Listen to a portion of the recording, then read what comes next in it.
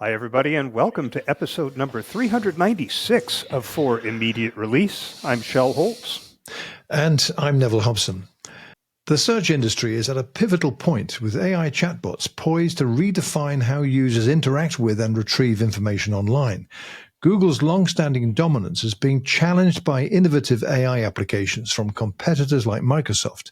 As the landscape shifts, the future of search will likely be characterized by more conversational AI-driven experiences, presenting both opportunities and challenges for established players and newcomers alike. 3 recent articles present some unique perspectives on this topic. CMS Wire asks, is the era of search engines coming to an end?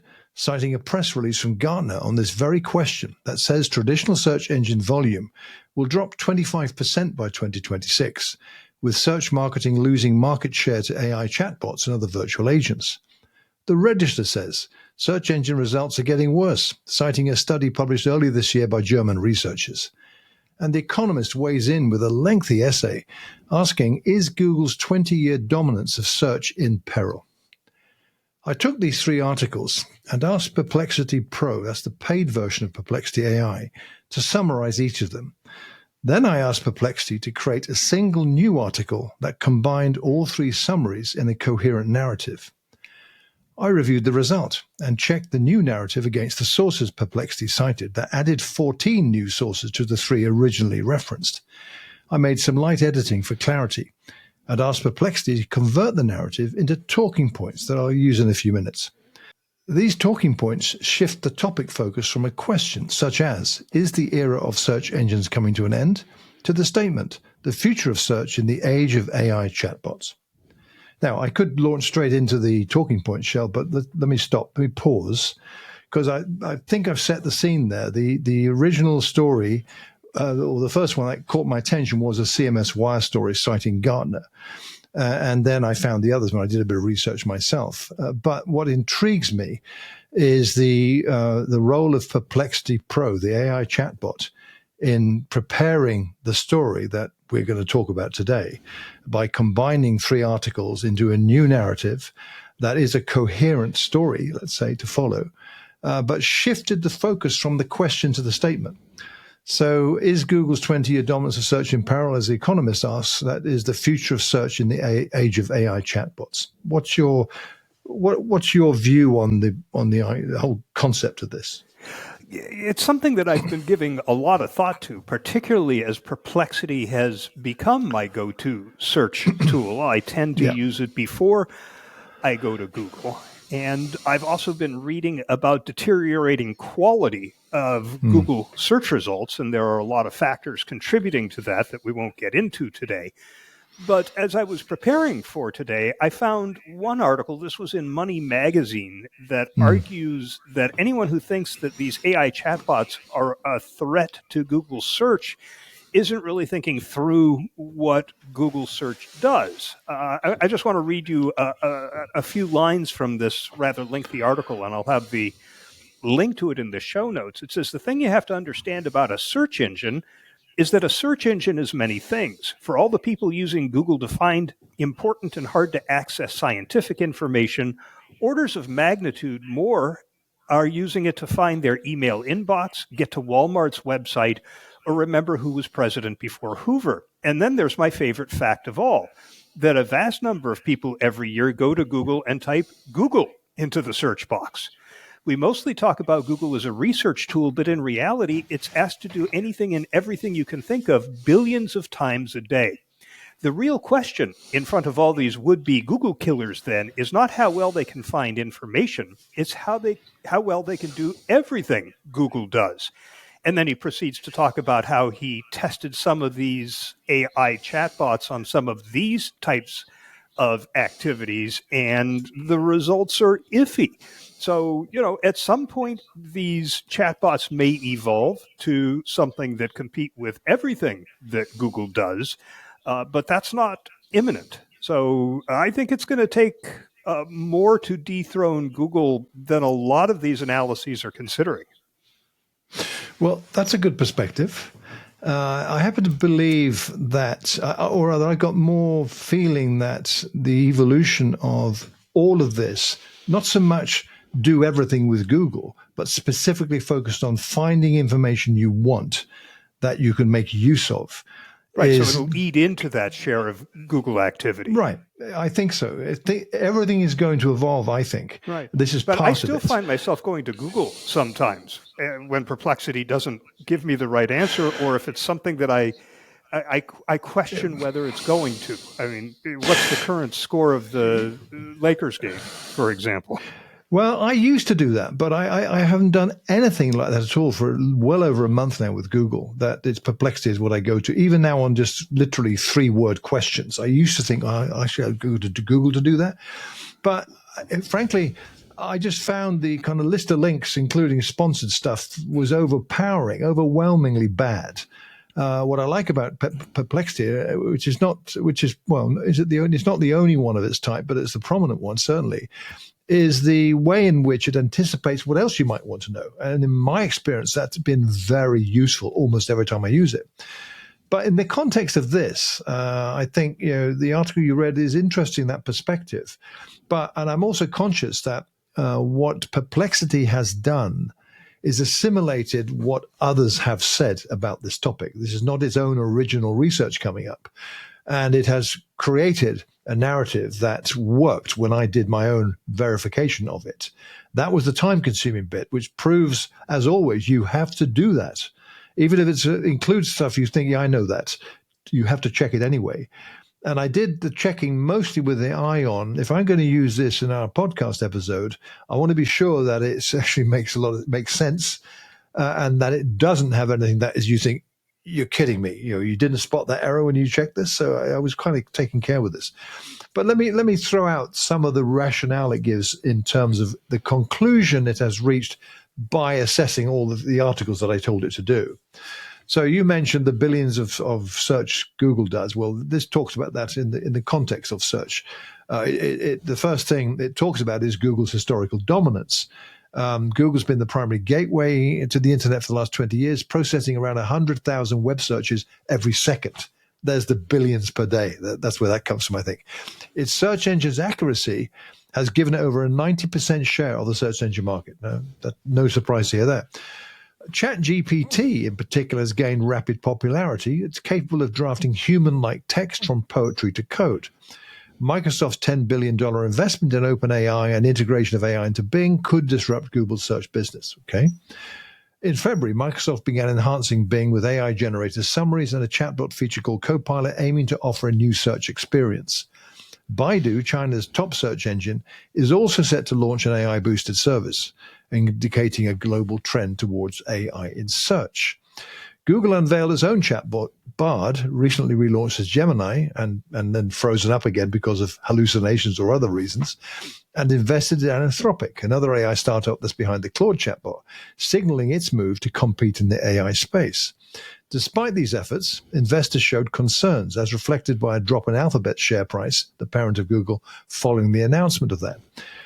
Other tech giants like Amazon and Apple have carved out niches in the search market, with Amazon becoming a go-to for product searches and Apple capturing app searches on iPhones. Also, the Financial Times is currently trialing a beta version of a bespoke chatbot trained on content published by the FT. Younger demographics are increasingly turning to social media platforms like Instagram and TikTok for certain types of searches. AI-assisted searches are more costly to process than traditional searches, raising questions about how they will be monetized, especially for informational queries that typically don't include ads. Microsoft's exploring new advertising models for Bing, potentially charging more for fewer, more targeted ads. Google's incumbency with its default status on Chrome and smartphones remains a significant advantage. However, regulatory scrutiny and the need to innovate without spreading misinformation presents challenges for Google. And finally, what Perplexity called the innovator's dilemma. Google must navigate this, balancing the need to innovate with the risk of disrupting its profitable business model. And Microsoft's aggressive push into AI-enhanced search with Bing represents a strategic attempt to capture market share from Google. One thing I did find interesting is that Perplexity didn't produce anything about Perplexity in its reporting. After all, Perplexity calls itself an answer engine, so I asked it why. I was wowed by its answer, which is far too long to include here other than this statement. But one thing to mention, it did tell me it didn't include reference because my ask was specifically related to those 3 articles, and they never mentioned Perplexity at all. But what it told me was this, Shel. I found this quite interesting, this particular statement. Perplexity, as an AI-driven answer engine, indeed represents a significant development in how users interact with information and seek answers online. It's part of the broader trend towards more sophisticated conversational and context-aware AI technologies that aim to improve the accuracy, relevance, and personalization of search results. By leveraging advanced natural language processing and machine learning algorithms, Perplexity and similar platforms are designed to understand complex queries, provide concise and informative answers, and enhance the overall user experience in obtaining information. That last bit's key, I think, because this is all about the experience, the results you get from it in a way that are eminently useful to you, in a way that you can trust it. You have got transparency with where it got its information to give you the answer that you can go and check yourself if you want to, and you should. So that seems to represent a key positive reason why people are going to gravitate towards this. That's how I see it. So it's not so much about are you building a better mousetrap? Although you are building a better mousetrap, it's that overall experience. Search. People say search is search. No, it's not. Not any longer. It's experiential, and I find that one of the reasons I've switched is that it must be the same as the reason you did. Is that you get more valuable responses, trustworthy wise, as it were, than you do with Google. And Google will improve. It will change. I mean, I've seen a lot of articles that talk about, is Google missed the boat? We've even mentioned that in recent discussion. This thing is evolving. All of this is evolving daily as we speak. So to me, the day, we're recording this on the 26th of March. So today, this is the landscape. What will it be in 3 months' time, I wonder? Will it be the same? I doubt it. So this to me is a kind of a milestone on the journey, and it's interesting. I've not done this before with Perplexity, or indeed any of the other chatbots I use, which is to say to it, these 3 articles that you summarized, take those summaries, stitch it all together into a coherent narrative, so tell the story in the right sequence. It did that. Then after I reviewed it and checked the sources and so forth, that took me a while, I must admit. I then said, right, now take that and convert that into a kind of a talking points document I can use in my podcast. That's what it did. And to me, it was highly acceptable. So I'm going to do this a lot more. Now, this is my proof point. But the answers it gave me are credible, and they'll stand up to argument, I'm sure, but this contributes to that overall debate, I think. Yeah, without any question. And it's one of the remarkable uses of AI, and those will just continue to expand. But you did mention the time it took you to verify the facts that it shared in that article from Money Magazine. That's one of the points he made, is that it gave him the right answers. It took too long to verify the facts, and he could have just gotten those from Google much more quickly. But another issue that I think is important to mention, you raised the issue of trust. And there is a survey out, this is actually from Edelman, that finds that trust in companies that build and sell AI tools dropped It dropped to 53% compared to 61% 5 years ago, and it's even more pronounced in the U.S., falling from 50% to just 35%. As an article in Forbes says, we're told that AI will cure disease, clean up the damage we've done to the environment, help us explore space, and create a fairer society. So what's the cause of this decline in trust? And, it poses some possible answers. But if you look at the results of the Google debacle with images that were requested for the founders of the United States, this is the kind of thing that makes people doubt it. Trust in AI and the general public is falling, and you need to have that trust for people to make a transition to something they've been using for so many decades and trusting to something that right now the average person out there finds a bit dodgy. So, I think it'll happen, but I don't think it's going to happen soon. I think there's a lot of issues that have to be resolved, from building that trust to getting good at things that Google still remains better at. Yeah, I'd argue very much strongly that I don't agree with that at all, that Google's better at. I mean, you mentioned the article you mentioned, and the guy had said it took him too long to do something. He found it quick with Google. I don't believe that at all, unless you don't care what you're looking for. You just get sponsored links, because my experience is completely the opposite to that. But the reality is, and it doesn't mean that therefore, this is not working at all. It's not that. And Edelman's point about trust has declined in 5 years. I mean, come on. That's 5 years. Things are very different today than they were 5 years ago. So I would say that, yes, the talk about we're going to cure cancer and send people to Uranus, never mind Mars, and there'll be colonies in space in 50 years' time. Ignore such crap. Pay no attention to those kind of big numbers that people are throwing about. Look at, what do you need to do? Look at things like this example that I've outlined today. Look at what you can do that, yes, you've got to check it. That's been a constant throughout, and it's getting better most of the time, I would argue. I think a lot of it depends on exactly how you ask the chatbot your ask, the prompt, the so-called prompt, how you worded that and what your expectations are. But you've got to check it, absolutely. There's no getting away from that. And the beauty of a tool like Perplexity is it doesn't just give you a list of sponsored links, or some links that you don't know whether they're sponsored or not. What angle is the destination got? Like the car dealer. My experience was, about electric vehicles versus self-charging plugins, self-charging hybrids. And Google just gave me a list of links to auto dealers' websites, and ridiculous. Well, yeah, there is that. Well, that's constant, Shel, with the results you get out of Google. So no, I understand that. Right. The author of this article from Money makes the point that there are three distinct types of searches. He's very enthusiastic, in particular, about one type of search. But for example, when he asked for the score of last night's game, different AI search engines gave him different answers. He got the same thing with evergreen information. How many weeks in a year, for example? Google said there are 52.1429 weeks in a year. U.com said it's 52 plus an extra for leap days or leap years. Then Perplexity said just 52 weeks, and a leap year is 52 weeks and a day, before directly contradicting itself 2 sentences later. But hang on. AI versus Google, as opposed to multiple AIs giving different answers. Perplexity didn't contradict itself. It produced contradictory answers from its sources. So that proves the point that if you just rely on the narrative Perplexity gives you, then you are not doing yourself any favors. You've got to check the results.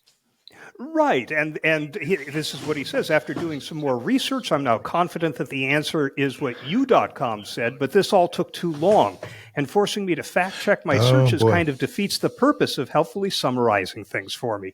Google continues to win here on one thing and one thing alone: speed. But accuracy and trustworthiness in the sources, it's that car dealer's website, not really an independent source. Anyway, there's no right or wrong here, Shel, at all, I don't believe. And you will get different opinions from different people. I'm actually amazed when you said about, how many years and how many weeks in a year or whatever it was, that you get so many different answers from people. That astounds me, I must admit. From different AIs, from different chatbots. Well, each one giving a different answer. Tells me, yeah, but that's citing places that give that information. It's not the AI coming up with it, right? Well, of course. I mean, they're all based on the training sets that published they information. Get, so published data. So I don't know what to make of that. I've not encountered that at all. But then again, I've not searched for that particular term.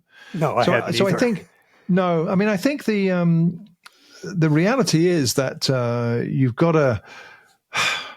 you have to have some kind of trust. So, for instance, this example tells me that I can trust Perplexity to do this kind of ask that I gave it, i.e. summarize these three things, combine it all into one, do another summary.